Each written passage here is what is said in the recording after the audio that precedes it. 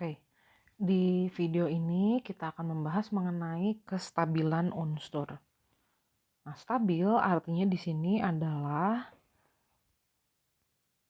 tidak mudah berubah atau tidak mudah bereaksi. Nah, contohnya bagaimana misalkan kita punya besi dan emas. Nah, yang lebih awet itu adalah unsur besi. Yang lebih awet itu adalah unsur emas. Kalau unsur besi dia mudah berkarat. Jadi mudah rusak, mudah berubah. Nah, yang dikatakan lebih stabil di sini adalah emas. Jadi emas dikatakan lebih stabil daripada besi. Nah, jadi stabil di sini artinya adalah tidak mudah berubah atau tidak mudah bereaksi. Nah, unsur-unsur yang stabil di alam ini ternyata adalah unsur yang paling stabil itu adalah unsur golongan 8A. Karena unsur-unsur golongan 8A itu sukar sekali bereaksi atau sukar berubah. Nah, buktinya apa? Unsur-unsur ini ditemukan di alam dalam bentuk monoatomik. Apa artinya monoatomik? Monoatomik itu artinya adalah tidak bersenyawa dengan unsur lain. Jadi ditemukan sendirian. Kalau diatomik itu artinya adalah dua atom. Jadi seperti ini itu adalah molekul diatomik. Nah, kalau monoatomik itu berarti stabil dalam bentuk tidak berikatan dengan unsur lain. Nah, kenapa unsur-unsur ini bersifat monoatomik dan sukar bereaksi? Jadi akhirnya diteliti nih, kenapa unsur-unsur golongan 8A bersifat stabil. Setelah dilihat konfigurasi elektronnya, ini konfigurasi elektron Niels Bohr-nya, ternyata unsur golongan 8A itu selalu mempunyai elektron valensi 8. Kecuali helium. Helium jumlah elektron valensinya 2. Nah, ini Xe juga kalau dituliskan 2, 8, 18, 18, 8 ya. Terakhirnya selalu 8. Radon juga terakhirnya 8. Nah, jadi disimpulkan begini, oh unsur yang stabil itu unsur yang elektron terluarnya 8 atau memenuhi kaidah oktet. Asal katanya dari oktav. Nah, kalau helium gimana? Helium juga elektron terluarnya hanya 2 tapi dia stabil. Nah, jadi dikatakan helium itu memenuhi aturan duplet. Elektron terluarnya 2. Nah, jadi disimpulkan unsur yang stabil itu adalah unsur yang memiliki elektron terluar berjumlah 2 kalau dia hanya punya satu kulit elektron, memenuhi kaidah duplet, atau memiliki elektron valensi yang jumlahnya 8, memenuhi kaidah oktet.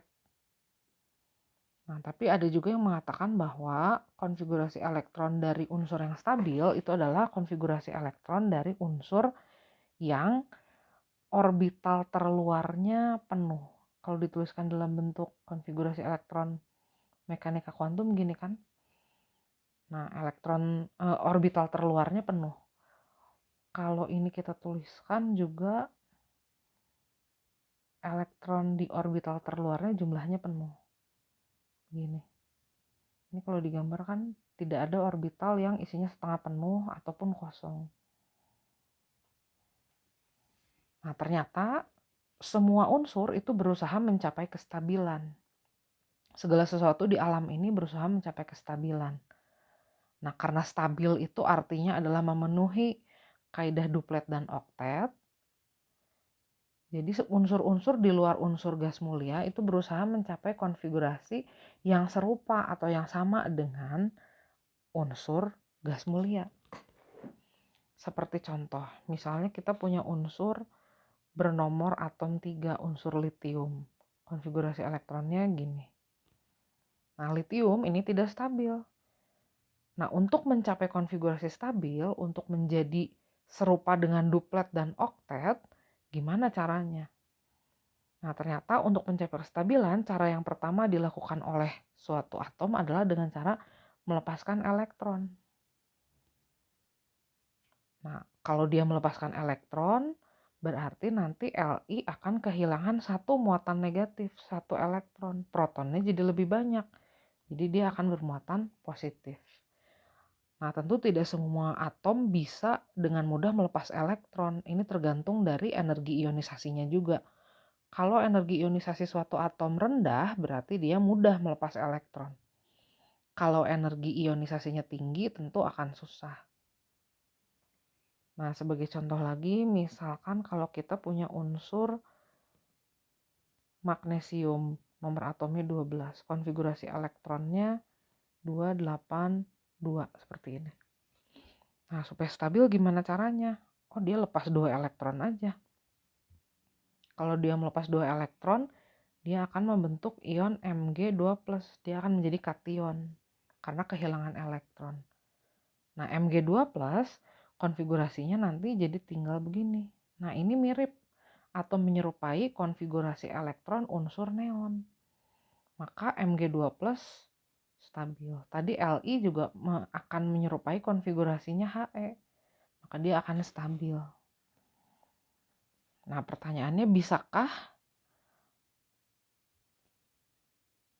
Li mencapai kestabilan dengan cara lain? Misalnya kalau dia menerima satu elektron juga bisa kan? Nanti elektron terluarnya jumlahnya jadi 2. Kalau kita beri lagi 7 elektron, dia menerima 7 elektron, nanti dia juga akan 8 kan elektron terluarnya. Dia akan menyerupai gas mulia kan? Nah, tapi hal itu tentu terlalu sulit. Jadi segala sesuatu di alam ini berusaha mencapai kestabilan dengan usaha seminimal mungkin. Ternyata begitu. Nah, itu adalah cara pertama mencapai kestabilan. Caranya adalah dengan melepas elektron. Ini hanya berlaku pada unsur-unsur yang energi ionisasinya kecil. Nah, cara kedua mencapai kestabilan adalah dengan cara, misalnya kita lihat unsur fluor. Ini golongan 7A atau golongan halogen. Unsur ini adalah unsur yang keelektronegatifannya paling tinggi. Nah, apa artinya? Artinya dia dapat dengan mudah menarik elektron. Nah, seandainya dia menerima satu elektron atau menarik satu elektron, konfigurasi elektronnya akan menjadi begini. Dia akan membentuk anion, ion F-. Konfigurasinya akan menyerupai neon. Nah, jadi ion F- itu akan lebih stabil dibandingkan F. Karena dia menerima satu elektron. Jadi dia menyerupai neon dan memenuhi kaidah oktet. Nah, ini juga terjadi karena F ini memiliki keelektronegatifan tinggi. Jadi, suatu unsur akan mencapai kestabilan dengan cara menarik elektron atau menerima elektron kalau keelektronegatifannya tinggi. Contoh lagi, misalnya kita punya unsur sulfur, nomor atomnya 16. Konfigurasi elektronnya begini. Nah, konfigurasi seperti ini tidak stabil karena tidak memenuhi aturan oktet atau tidak menyerupai salah satu dari gas mulia. Nah, supaya dia menyerupai gas mulia, dia harus menerima 2 elektron. Kalau menerima 2 elektron, nanti akan menjadi anion S2-. Konfigurasinya akan menyerupai argon. Maka dia akan stabil. Nah, ini adalah cara kedua mencapai kestabilan. Cara pertama tadi dengan melepas elektron, ini hanya terjadi pada unsur-unsur yang energi ionisasinya kecil. Nah, biasanya unsur yang energi ionisasinya kecil itu adalah unsur logam. Jadi biasanya unsur logam itu cenderung mencapai kestabilan dengan cara melepas elektron. Karena energi ionisasinya kecil. Bagaimana dengan unsur non-logam? Nah, kalau unsur non-logam ini biasanya keelektronegatifannya tinggi. Kemampuan menarik elektronnya tinggi. Jadi dia akan mencapai kestabilan dengan cara menarik elektron. Sampai dia menyerupai gas mulia. Memenuhi aturan oktet dan aturan duplet. Nah, nanti ada cara ketiga untuk mencapai kestabilan. Jadi selain melepas elektron atau menerima elektron, Ada juga cara ketiga, caranya adalah dengan cara memasangkan elektron.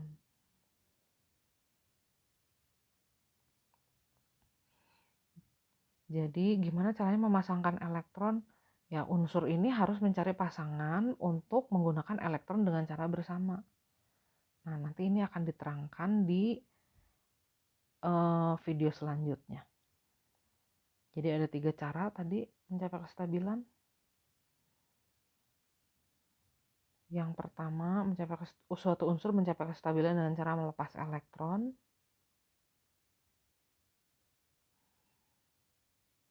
Yang kedua dengan cara menerima elektron atau menarik elektron. Yang ketiga caranya adalah dengan cara memasangkan elektron. Nah, itu akan dibahas di video berikutnya. Jadi intinya semua unsur berusaha mencapai kestabilan, mencapai konfigurasi gas mulia. Gas mulia itu stabil. Stabil artinya tidak mudah berubah atau tidak mudah bereaksi. Gas mulia itu memenuhi aturan duplet khusus untuk helium.